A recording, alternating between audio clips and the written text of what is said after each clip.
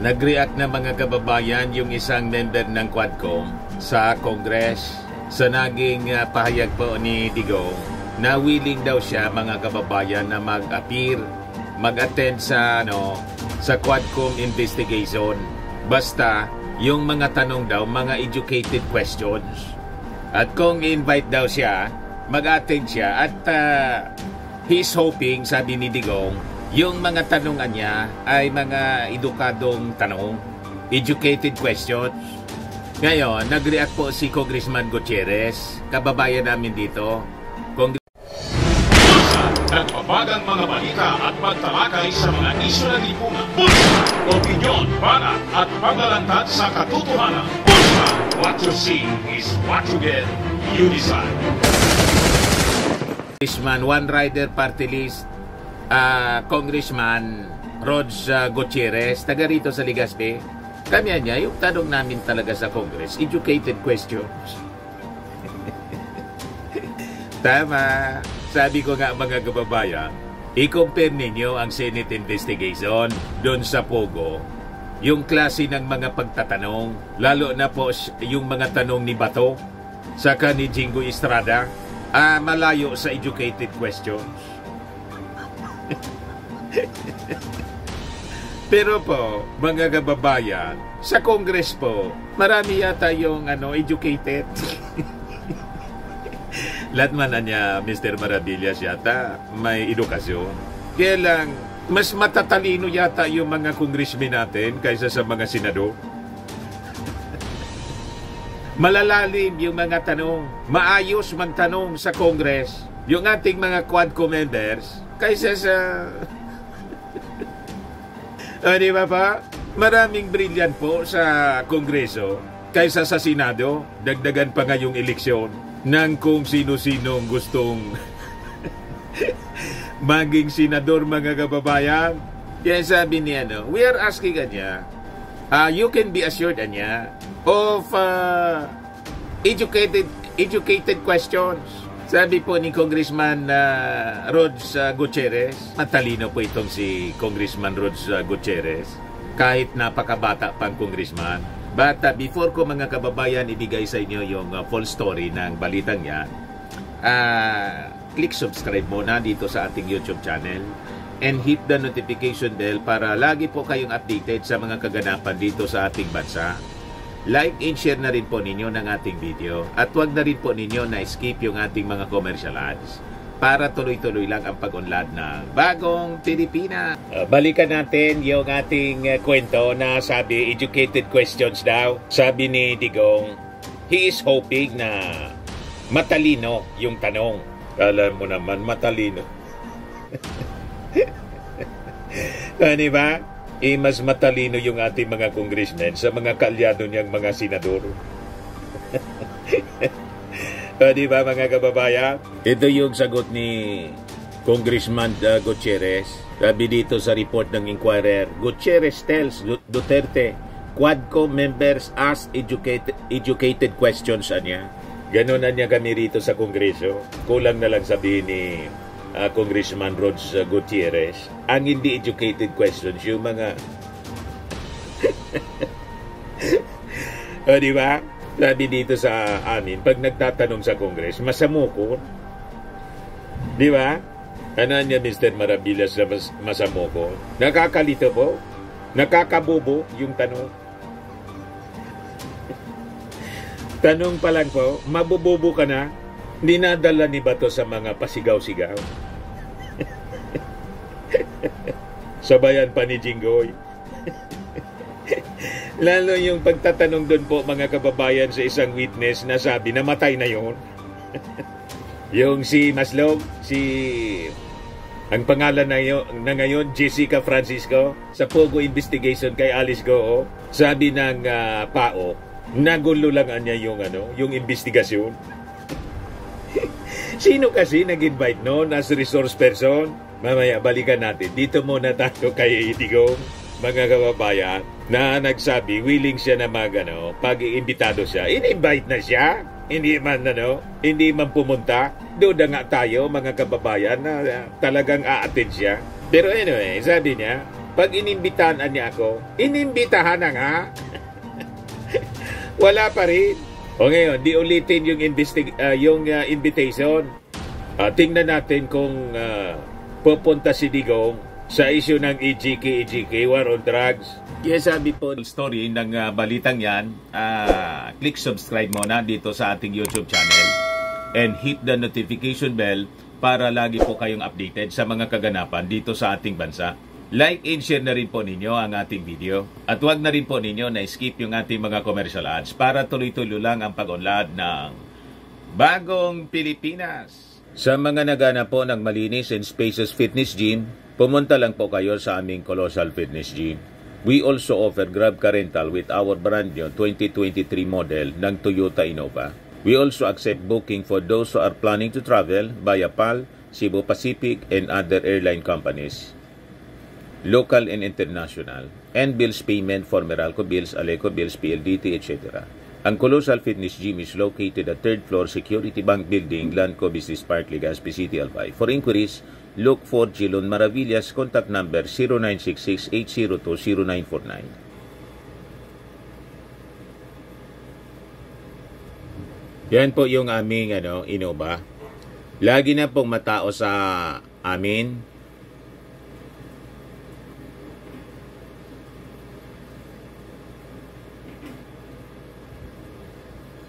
Yan po mga bagong clients namin. Napakaganda at colorful at napakalinis ng aming gym po. Pati mga foreigners po pumupunta sa amin, mga British tourist po sila dito sa Legazpi. Na-set up na rin po yung aming mga brand new gym equipment.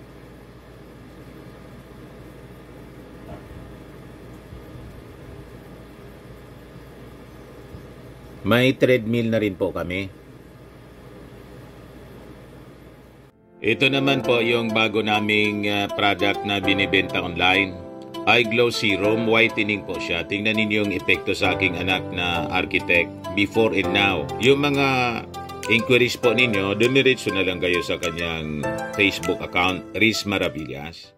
Ito naman po, Firmax Firming and Lifting Cream, pinapahid po sa mga pulses and affected area. Mainam po sa paninigas ng mga kaso-kasuan. Ito naman po, Automax Radiant Serum. Sa mukha naman yung application, anti-aging po siya. You will look 10 years younger than your age. Sa mga cancer patients naman po, baka lang gusto ninyo itong itry. Neng siya red mixed fruit drink. Hindi mo po siya gamot, food supplement siya. Kaya lang, gawa siya mga kababayan sa goji berry. Yung goji berry may anti-cancer properties. O ngayon, yung mga inquiries ninyo, dumiritso na lang kayo sa aming messenger sa Facebook para masagot namin agad. Ayos pa? Ayos na ayos niya, Mr. Maravilla. Ni Congressman Rods Gutierrez, kami anya sa Congress, yung Quad Committee anya, nagtatanong kami, ang mga tanong namin ay intelligent questions, educated questions. So sabi po ni Gutierrez, I would like to think, maybe this is not being biased anya, but I would like to think that the questions of our co-members in the committee are educated.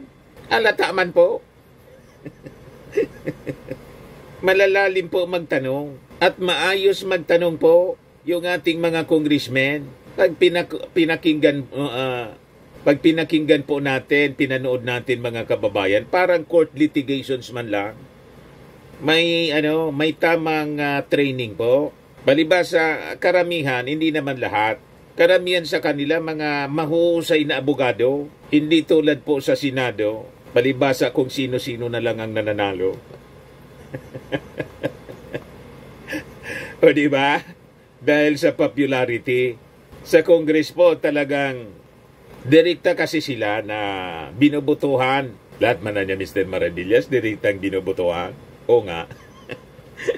I mean, karamihan dito sa ating mga congressmen, kahit nga mga bago pa lang sa posisyon sila, siguro talagang may angking talino talaga mga kababayan. Maayos po sila mag-conduct ng congressional hearing.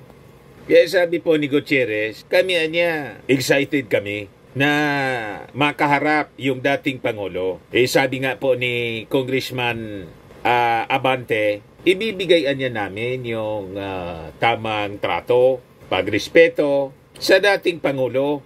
Sabi po ni Gutierrez, the Quad Committee has been meticulously probing the three issues involved, which is why the mere mention man lang ng mga pangalan does not mean that they are prejudiced. So I think, what you'd notice with the Quad, what we're trying to uncover, we can really see that we don't involve people in accusations just because the names were mentioned. That we see them as involved. Paliwanag po ng congressman. Kami we try to establish the base first. I think that's why with this Quad hearing, we expect first to fully thresh the issues on the ground. And maybe if that is established, if we can see what really happened and there is still a linkage to the top officials that were mentioned, then perhaps the Quad will decide to invite them.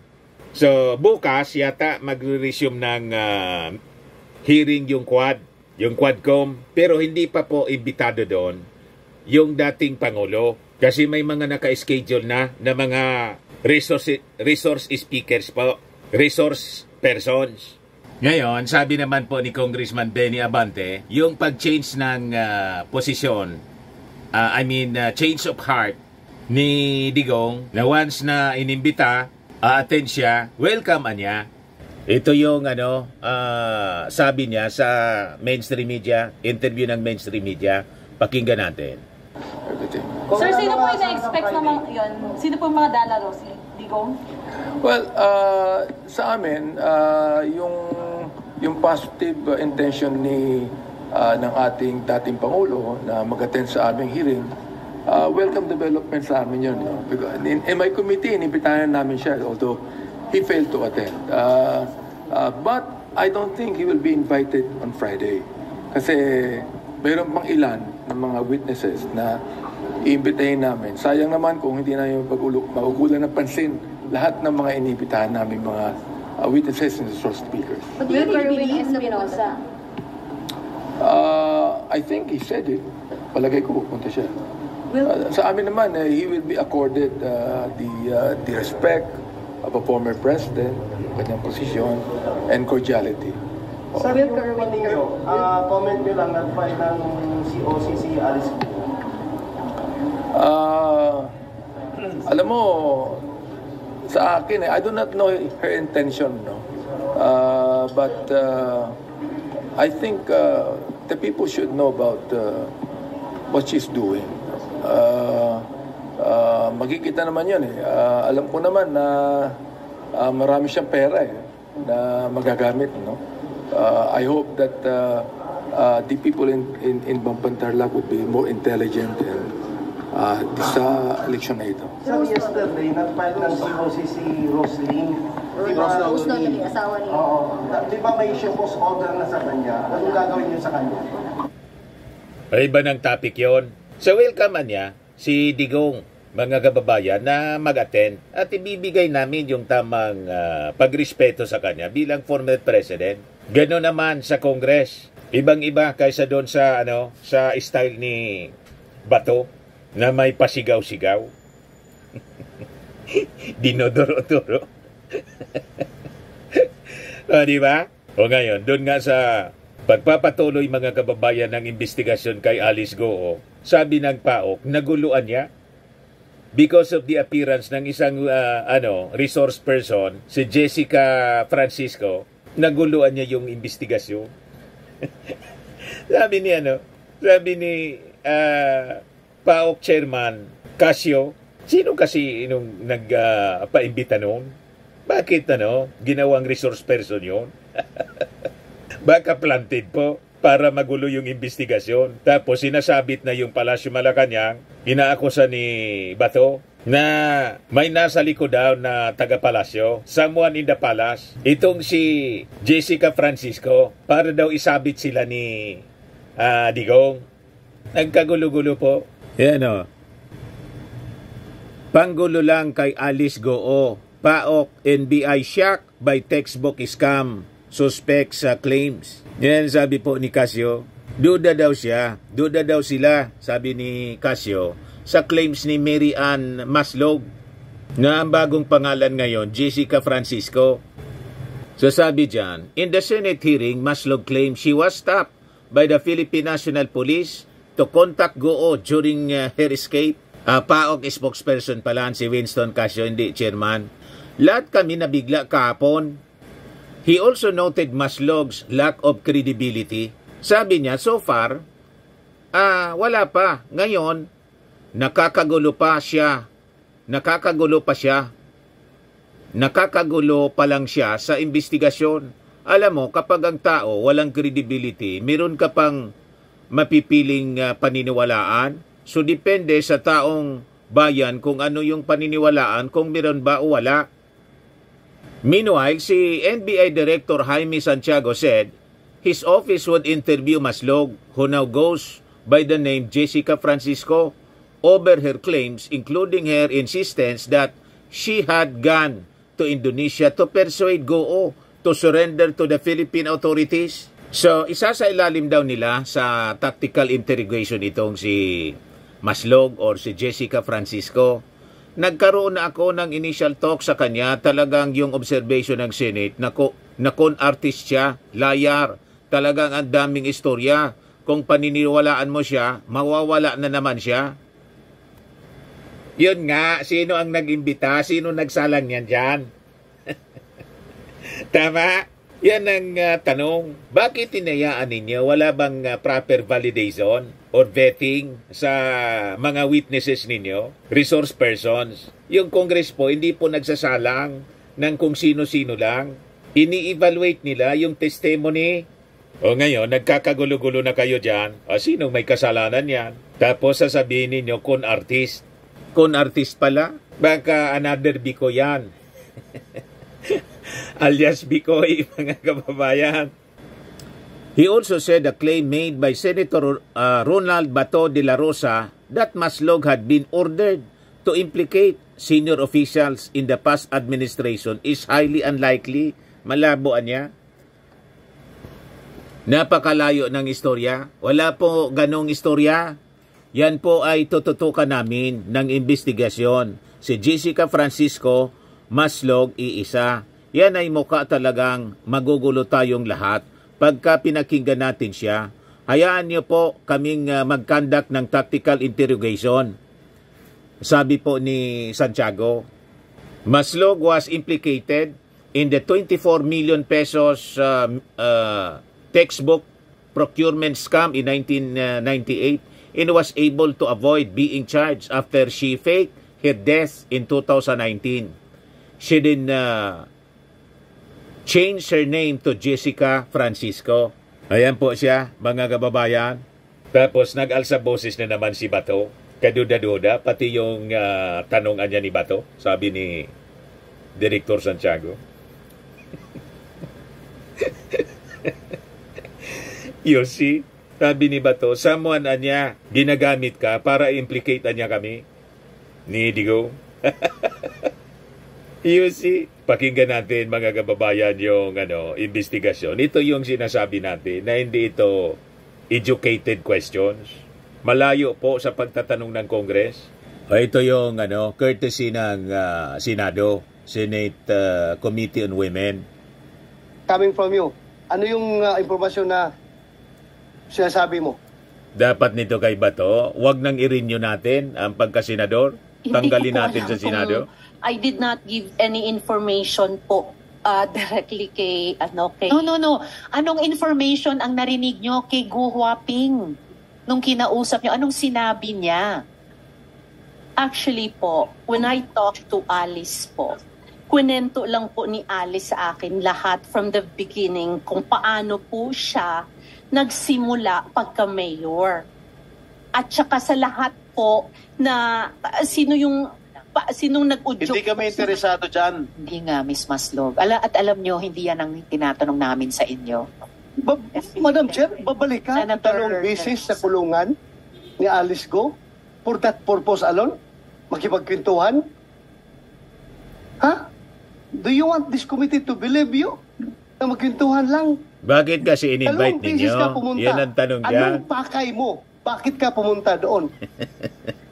There was Kaduda-duda a pala yung communication, sinasabi. Your Honor. What There communication? was a message po. Miss Maslog, ibaba niyo po yung tono niyo. I'm sorry. Go ahead, Madam Chair. Ano yung communication? Kaya ayaw siya magtaas ng boses. No, I'm sorry, Your Okay, Honor. so It's what, just, tell us about the communication. okay, Your Honor. There was a communication of a person named ALG. Initials of Alice Leal Guo. Yes, Your Honor. Okay. There was a communication of ALG na kumakausap po sa amin, sa akin po sa messages. And also talk to the Group General. So yung pong message po na yon po involved a lot of people. Like who? Hindi ko nga po just a lot of people, hindi mo maalala. Ay, very selective naman yung memory mo. Alam mo, a lot of people, tapos hindi mo masabi ngayon. Sino? Involve a lot of people. Sinong people? Oh, takot ka na merong hahabol sa'yo after this hearing? Sino? that communication po, Your Honor, from an ALG was telling the general mga pangalan po ng mga tao. Kaya nga, sino nga yung mga tao na yun? Ano involvement ng mga taong ito? Ano ginagawa din itong mga taong ito na nabanggit mo?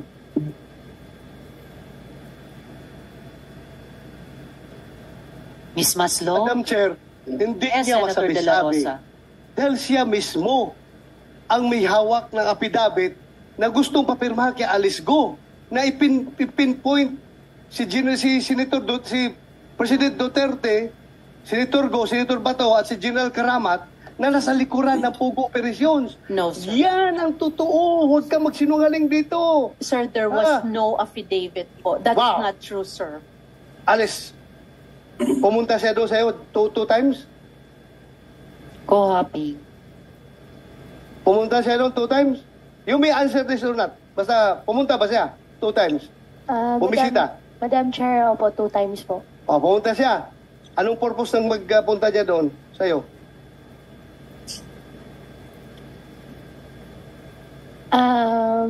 Mr. Chair, Madam Chair, can I consult my lawyer po? Okay, you can talk to your lawyer. Miss Maslow? So, Yes, ma'am. ano yung kahit ilan sa mga maraming pangalan na sinasabi mong information na yan?